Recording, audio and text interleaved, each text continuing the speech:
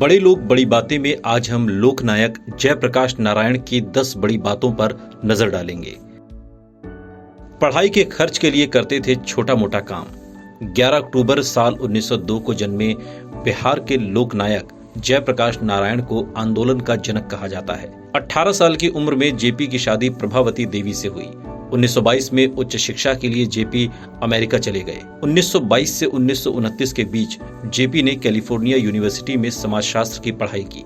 1922 में Berkeley university में पढ़ाई का खर्च निकालने के लिए उन्होंने कई छोटे मोटे काम किए। खेतों में काम करने से लेकर होटलों में जूठे बर्तन तक धोए। महात्मा गांधी की चिट्ठी से नाराज हुए थे जेपी। लोकनायक जयप्रकाश नारायण 70 के दशक में विदेश पढ़ने गए थे। उस समय उनकी पत्नी महात्मा गांधी के आश्रम में काम करने चली गईं। वहां गांधी जी ने जेपी की पत्नी को आजीवन ब्रह्मचर्य का प्रण करवा दिया। जेपी ने इस बात का कड़ा विरोध किया था। इस पर गांधी जी ने उन्हें बहुत कड़ा पत्र लिखा था। इस पत्र को पढ़कर जेपी बहुत दुखी हुए थे। हजारीबाग की सेंट्रल जेल से फरार हो गए थे जेपी। 1929 में जेपी अमेरिका से लौटे। वो पंडित जवाहरलाल नेहरू और महात्मा गांधी के संपर्क में आए और 1932 में देश के अलग अलग हिस्सों में स्वतंत्रता आंदोलन का नेतृत्व किया। 1942 में भारत छोड़ो आंदोलन के दौरान कांग्रेस के सभी बड़े नेता जेल में थे। उस वक्त जयप्रकाश नारायण हजारीबाग की सेंट्रल जेल से भागकर आंदोलन चलाया करते थे। जेपी ने आजाद दस्तों का गठन किया। 1942 में भारत छोड़ो आंदोलन के दौरान जेपी को आर्थर रोड जेल में रखा गया था। जेपी एक योजना के तहत कुछ साथियों के साथ मिलकर जेल से फरार हो गए। जेपी ने फरार होने के बाद आजाद दस्तों का गठन किया। फिर प्रशिक्षण के लिए वो नेपाल चले गए। जेपी का संपूर्ण क्रांति आंदोलन। जेपी ने 5 जून 1974 को पटना के गांधी मैदान से औपचारिक रूप से संपूर्ण क्रांति की घोषणा की। इस दौरान इसमें कई तरह के क्रांति के आंदोलन शामिल हो गए थे। इस क्रांति का मतलब परिवर्तन और नवनिर्माण था। आंदोलन सामाजिक न्याय, जाति व्यवस्था तोड़ने, जनेऊ हटाने, स्त्री पुरुष समता के लिए था।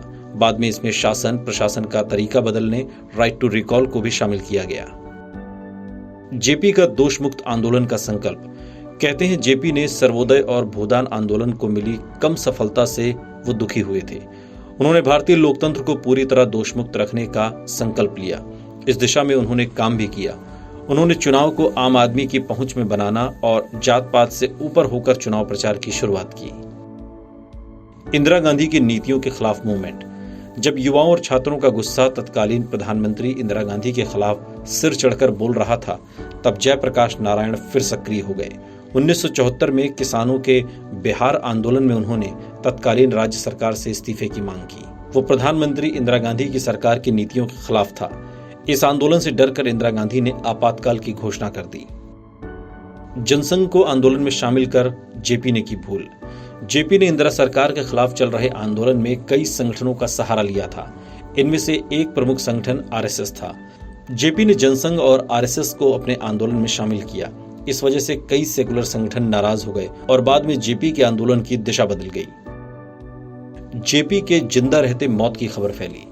मार्च 1979 में जेपी गुर्दे की बीमारी की वजह से मुंबई के जसलोक अस्पताल में भर्ती थे। उनकी तबीयत ज्यादा बिगड़ने लगी तो इंग्लैंड से डॉक्टर बुलाए गए। उन्होंने रिपोर्ट दी कि जेपी अब बहुत ज्यादा दिनों के मेहमान नहीं हैं। रिपोर्ट के आधार पर चंद्रशेखर जेपी के अंतिम संस्कार की चर्चा शुरू कर चुके थे, लेकिन बाहर समर्थक जेपी की मौत की खबर से हल्ला मचाने लगे।